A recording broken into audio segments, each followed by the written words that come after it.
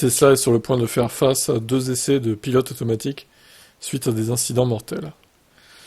Alors, Tesla est sur le point de se défendre ainsi que sa technologie de pilote automatique lors de 2 essais en septembre et octobre prochain.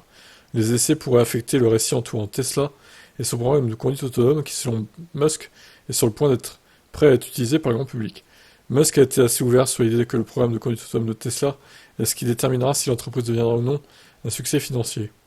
Dans cette optique, Musk a prédit plusieurs reprises que Tesla parviendrait à une véritable conduite autonome. Mais ces prédictions n'ont pas encore été prouvées. Comme indiqué dans un rapport de Reuters, Tesla fait actuellement face à 2 procès coup sur coup. La première est prévue pour mi-septembre et concerne une plainte civile alléguant que le pilote automatique a poussé la Model 3 de Mick Ali à quitter soudainement une autoroute à 65 miles/h et à heurter un palmier et à prendre feu. L'accident de 2019 a entraîné la mort de Lee et des blessures graves des 2 passagers. Le procès contre Tesla a été intenté par les passagers de la succession de Lee. Les plaignants accusant Tesla d'avoir poussé le pilote automatique tout en sachant que la suite d'aide à la conduite et d'autres systèmes de sécurité étaient défectueux lors de la vente du véhicule. Tesla, pour sa part, a nié toute responsabilité dans l'accident et a fait valoir que Lee avait consommé de l'alcool avant de prendre le volant du véhicule malheureux.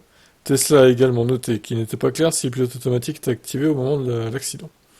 La prochaine affaire est prévue pour début octobre et concerne un accident mortel concernant Stephen Banner, dont la Model 3 a percuté une remorque qui s'est arrêtée sur la route. L'incident a entraîné l'arrachement du toit de la Model 3, entraînant la mort de Banner forcément. Selon le procès intenté par l'épouse de Banner, le pilote automatique n'aurait pas réussi à freiner, à diriger ou à faire quoi que ce soit pour éviter la collision.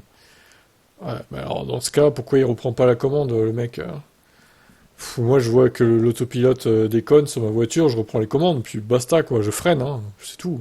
Faut pas faire trop confiance à cette technologie non plus. Hein. Semblable à l'accident de Lee, Tesla a soutenu que l'erreur du conducteur était à l'origine de l'accident mortel. Tesla a également noté dans des documents judiciaires que les conducteurs doivent toujours faire attention à la route et garder les mains sur le volant lorsque le pilote automatique est activé. Il n'y a pas de voiture autonome sur les routes aujourd'hui, a noté Tesla. Matthew Wansley, ancien avocat général de Newtonomy, une start-up de conduite automatisée et professeur agrégé de droit à la Cardozo School of Law, a noté que les résultats des 2 affaires pourraient créer un précédent pour d'autres plaintes sur le pilote automatique. Si Tesla confirme de nombreuses victoires dans ces affaires, je pense qu'elle obtiendra des règlements plus favorables dans d'autres affaires. D'un autre côté, Bryant Walker-Smith, professeur de droit à l'Université de Caroline du Sud, a noté qu'une perte dans ces affaires pourrait affecter le récit entourant les efforts de Tesla en matière de conduite autonome. Une grosse perte pour Tesla en particulier, avec une indemnisation importante, pourrait façonner considérablement le récit à l'avenir. Alors, je suis pas d'accord quand ils disent qu'il n'y a pas de voiture autonome sur les routes aujourd'hui. Cruise, on peut considérer que c'est des voitures autonomes, hein, pour le coup. Parce qu'elles transportent des gens quand même sans conducteur. Donc, on peut dire que c'est des voitures autonomes, même si, bon, elles bug aussi des fois, les voitures de Cruise, les Chevrolet Bolt autonomes, là. Mais bon, ça reste des voitures autonomes pour moi. On les appelle via une appli, elles se ramènent toutes seules, sans conducteur à bord, elles transportent les gens vers d'un point A à un point B, puis après elles repartent transporter d'autres personnes, chercher d'autres personnes et les transporter. Ça, c'est typiquement une voiture autonome. Donc là, je suis pas d'accord avec Tesla. Bon, après, voilà. On verra ce que ça donne, hein, ces affaires. J'essaie de vous tenir au courant, évidemment, de tout ça. Qu'en pensez-vous ?